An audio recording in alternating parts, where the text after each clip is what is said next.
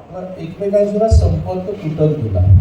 एका घरात असतानाही एका फॅमिलीचे व्हॉट्सअप ग्रुप बनत गेले नंतरच्या काळामध्ये. व्हॉट्सॲप आणि फेसबुकवर, इंस्टाग्रामवर फ्रेंडशिप्स व्हायला लागल्या. ब्लाइंड डेट्स नावाचा प्रकार सुरू झाला आणि ती माणसातल्या नात्यांमधली, इंटरपर्सनल रिलेशनशिपमधली ना गंमत हरवून बसलो आपण सगळे. ते कुठेतरी ना मिस होतं. कारण मी सुद्धा वडाळ्यात चाळीत राहिलेला मुलगा, नंतरच्या काळात ठाण्यामध्ये चाळीत राहिलेला मुलगा. तर चाळींमध्ये कसं असतं की एक घर किंवा एक बेडरूम असत असतं. तर चाळीमध्ये 40 घरं असतील तर 40 बेडरूम असतात माझे. मी कोणाच्याही घरात जाऊ शकतो, कोणाच्याही घरात काही खाऊ शकतो, कोणाशी काही सुखदुःखाचं बोलू शकतो. हे जे सगळं होतं ना, आता माझ्या बाजूच्या फ्लॅटमध्ये कोण राहतं हेही मला माहिती नसतं. या सगळ्या गोष्टींना आयुष्यात मिस होत होत्या सगळ्या. या मालिकेत काय आहे की या मालिकेत याच गोष्टी सगळ्या आपण पुन्हा दाखवण्याचा प्रयत्न करतो की माणसं माणसांशी कशी जोडली गेलेली असतात, मैत्री कशी असते, नाती कशी असतात, आई मुलाचं नातं, आई मुलीचं नातं, बाप मुलाचं नातं, बाप मुलीचं नातं, भावा बहिणींचं नातं. हे नातं कसं एकमेकांशी कुठल्या धाग्याने बांधलेलं असतं आणि ते इतकं घट्ट प्रेमाचं नातं असून सुद्धा त्यामध्ये कॉन्फ्लिक्ट असतात छोट्या छोट्या गोष्टींवर. म्हणजे अगदी डोमेस्टिक प्रॉब्लेम असतात, अगदी छोटे छोटे प्रॉब्लेम असतात. कलम्याचा एक दात का तुटला पासूनचे आपले प्रॉब्लेम असू शकतात. म्हणजे आपण युक्रेन आणि रशियाचं युद्ध कधी थांबणार एवढ्या मोठ्या प्रॉब्लेमवर नाही बोलत, कारण तो आपल्या आयुष्याचा भाग नाही. आपल्या आयुष्याचा भाग हाच आहे की साखर संपली, आणायला कोण जाणार, प्रत्येक वेळेला आईनेच जायचं का, हे प्रॉब्लेम्स असतात ना घरातले. तर हे प्रॉब्लेम्स खूप गोड असतात, छान असतात. ह्या प्रॉब्लेम्समध्ये ना गंमत असते, मजा असते.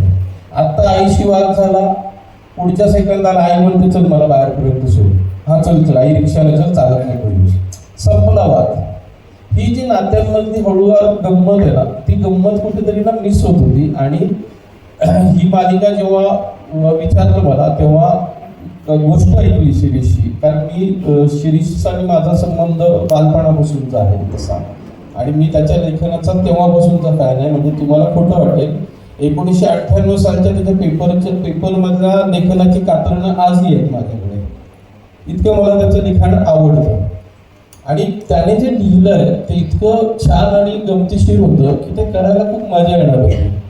आणि माझ्या नशिबाने कुठे नवस केलं माहीत नाही, मला कलाकारांची टीम इतकी उत्तम मिळाली ना की अरे ह्याच्यावर खूप मेहनत घ्यायची आहे, हिच्यावर खूप मेहनत घ्यायची आहे, असं नाही आहे.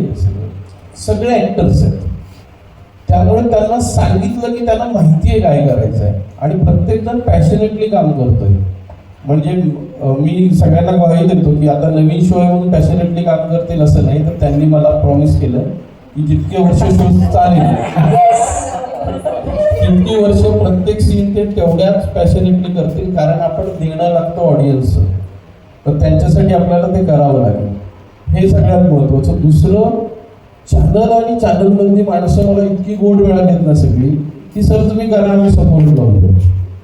जनरली आपण काय ऐकतो, अरे यार चॅनलवाले, पण पल्लवी असेल, रुजुता असेल, ओंकार, दीपक सर इतके सपोर्ट लोक आहेत ना की जे बी तू कर, तू छान कर, छान दाखव. आणि त्यांना ते आवडतंय, ते सपोर्ट करतायत, ते त्यांच्याकडून काही सजेशन्स देत आहेत आणि मिळून काम करतोय आम्ही, टीम म्हणून काम करतोय आम्ही. मध्येच काही वाटलं तर मी शिरीषला एनी टाईम फोन करतो. तर दिवसाला 24 तासात 48 मीटिंग करणारा माणूस तरी सुद्धा फोन उचलतो. तर ती गंमत येते. आणि दुसरं की मी साधारण वर्षभरानंतर घरी परत आलो ना आयरिसमध्ये. तर आयरिसची टीम म्हणजे आता काही सर बसले किंवा मनीष बसला म्हणून नाही बोलत आहे, काम करण्याचा एक कम्फर्ट असतो. म्हणजे पहिल्या दिवशी सुद्धा शूटिंगच्या वेळेत सुरू झालं काम, हे होत नाही जनरली. आणि कुठलाही केओस नव्हता, शांततेत दिग्दर्शकाचं काम करता यावं असं वातावरण सेटवर असावं यासाठी प्रयत्न करणारे आमचे निर्माते विद्याधर पाठारे आणि आमचे बॅकबोन मनीष दळवी यांच्यामुळे खूप सुसह्य होतं काम करणं.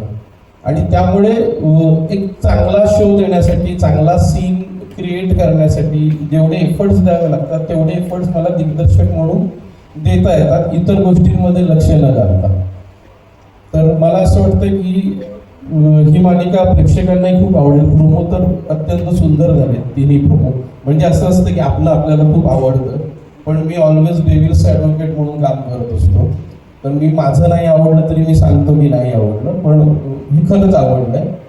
खूप छान झालंय सगळं आणि लोकांना ते आवडेल. आणि जो एसेन्स अपेक्षित होता लेखकाला आणि चॅनलला, तो सुगंध, तो वास, तो अरोमा आपल्याला प्रोमो बघताना येतोय असं मला वाटतंय.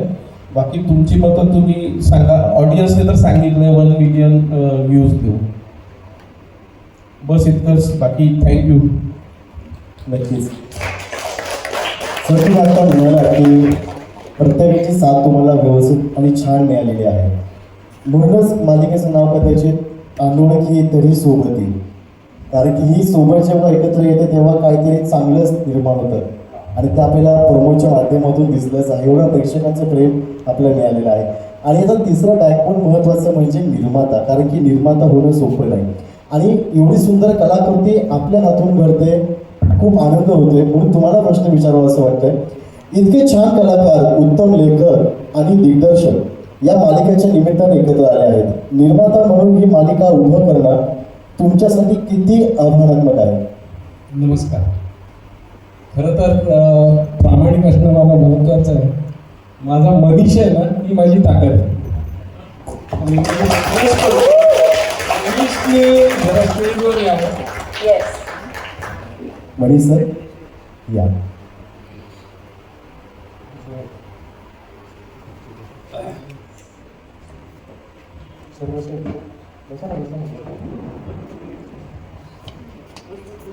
आणि इतर लोकांचं प्रेम म्हणजे डॉक्टर आणि माझी इतर आयरिशची पूर्ण टीम आज माझ्याबरोबर उभे राहते.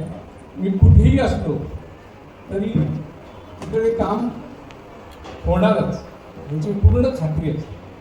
मी रिक्वेस्ट करतो मनीषला. सॉरी, मला फार बोलता येत नाही आणि मी प्रिपेअर पण नव्हतो. फक्त एवढंच सांगू की काम करायला खूप मजा येते. वेगळा स्वर, वेगळा प्रयत्न सहन करायला. टीम आमची जुनीच आहे, म्हणजे आम्ही बरीच वर्ष काम केलेलं आहे सगळ्यांनी आणि सगळे एकत्र आम्ही जमून आलो या शोच्या निमित्त आणि एक वेगळा शो देण्याचा आम्ही प्रयत्न केला आहे आणि नक्की तुम्हाला आवडेल याची खात्री देतो. आणि बाकी तुम्ही अगदी मनापासून आभार. यानंतर पुढचा प्रश्न माझा आहे अर्पितासाठी.